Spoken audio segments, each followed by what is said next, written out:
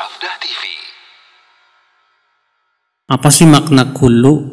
Kullu itu artinya semua, setiap.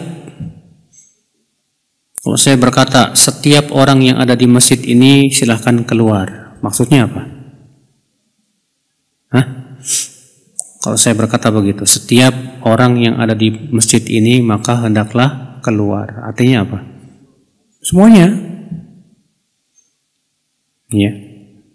Cuma Pak, di zaman ini orang-orang yang doyan bid'ah itu Pak nggak terima kalau ya ritualnya dianggap bid'ah.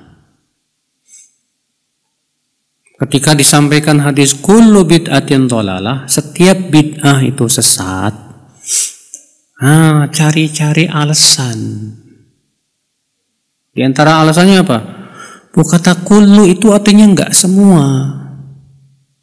Kullu itu artinya hanya sebagian besar aja. Lalu nyari-nyari ayat yang pas nih Pak.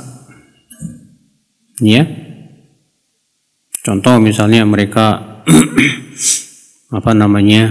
mengambil ayat dalam surat Al-Kahfi. Di mana dalam surat Al-Kahfi itu ya menceritakan bahwa ada seorang raja ya'khudhu kulla safinatin ghasba, yang merampas setiap kapal. Kata mereka, padahal yang dirampas hanya kapal-kapal yang bagus saja.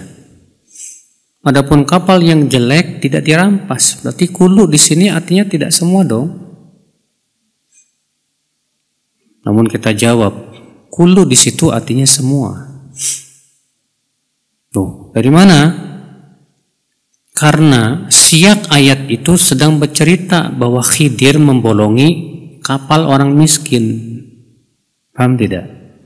Sama Khidir ya dibolongi itu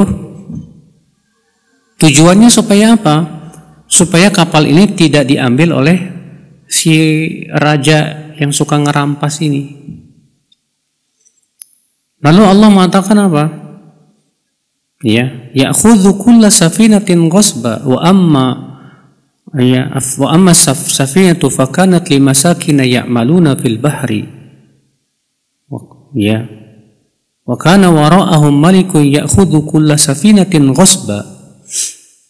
Kata Khidir, adapun ya perahu atau kapal yang aku bolongi itu milik orang miskin yang mereka bekerja di laut sana mencari ikan. Dan di belakang mereka itu ada raja yang mengambil semua kapal. Maka kalau kita melihat dari siyak bahwa Khidir merusak kapal itu, tampak jelas kepada kita bahwa yang dimaksud ayat itu adalah kapal yang bagus, bukan kapal yang rusak. Makanya dalam sebuah qiraat ya disebutkan wa kana wara'ahum malikun ya'khudhu kulla safinatin jayyidatin. Ya. Dan adalah di belakang mereka ada raja yang mengambil semua kapal yang bagus. Ya. Jadi kullu di situ tetap pada keumumannya.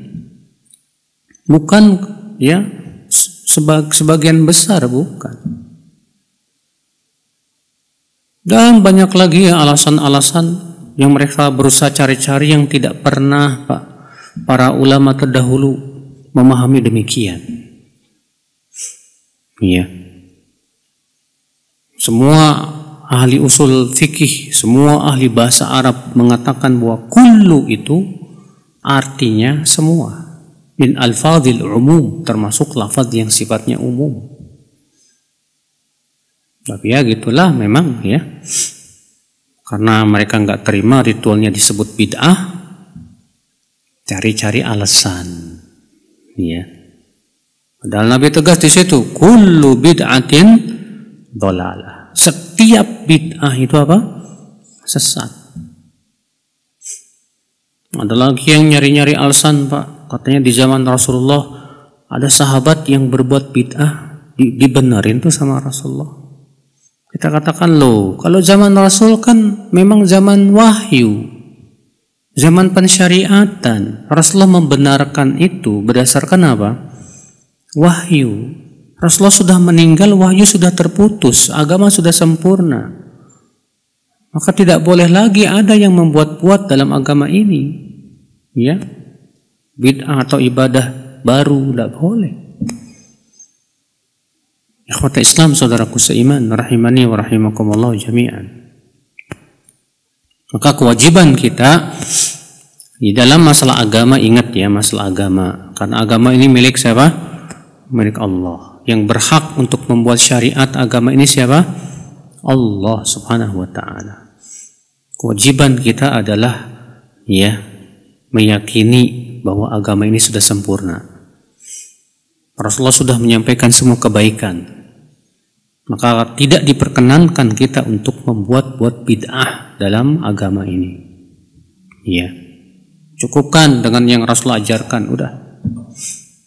Makanya setiap ibadah yang mau kita lakukan, jangan dilakukan dulu sampai kita pastikan ada nggak dalilnya. Maka dari itulah para ulama ya memberikan kaidah bahwa setiap ibadah yang ya pada asalnya hukum ibadah itu nggak boleh. Ya, ikhwata Islam, saudaraku seiman. Kata beliau, wahada mujma'un alaihi bain ahli al-ilm min ahli sunnati wal jamaah wal khilafu fiha hadith. Dan ini menjadi kesepakatan seluruh ulama bahwa semua bid'ah itu apa? Sesat. Adapun perselisihan di zaman sekarang itu baru muncul di zaman-zaman ini aja, Pak. Ya. Lalu bagaimana perkataan Imam Syafi'i, al-bid'atu bid'atani? Bid'ah itu ada dua macam. Bid'atun mahmudatun wa bid'atun madmumatun. Bid'ah yang terpuji, mahmudatun, dan bid'ah yang tercela. Kata Ibnu Rajab, maksud Imam Syafi'i, bid'ah yang dimaksud di sini itu bid'ah dalam secara bahasa. Bid'ah secara apa? Bahasa saja, bukan bid'ah secara istilah. Karena bid'ah secara bahasa artinya apa, Pak? Bid'ah secara bahasa artinya ya setiap yang dibuat-buat yang sebelumnya tidak ada. Itu secara bahasa. Tapi kan tidak setiap yang dibuat-buat itu hukumnya apa? Bid'ah. Seperti masalah dunia. Nggak disebut bid'ah, enggak. Ya. Makanya Imam Syafi'i ketika memberikan definisi apa sih bid'ah yang terpuji, kata Imam Syafi'i apa? Yaitu setiap yang sesuai dengan Al-Quran, hadis, dan apa yang dipahami oleh para sahabat, maka itulah yang terpuji. Adapun yang tidak sesuai dengan Al-Quran, Sunnah, dan apa yang dipahami oleh para sahabat, maka itu tercela. Iya.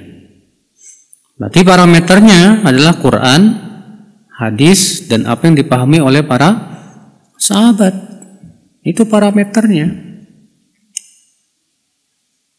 Nah, sekarang ada nggak sahabat apa Al-Quran, hadis, dan pemahaman para sahabat yang menunjukkan disyariatkannya merayakan kelahiran Rasulullah? Merayakan Isra Mi'raj, merayakan tahun baru Hijriah, nggak ada sama sekali. Iya. Ikhwati seiman.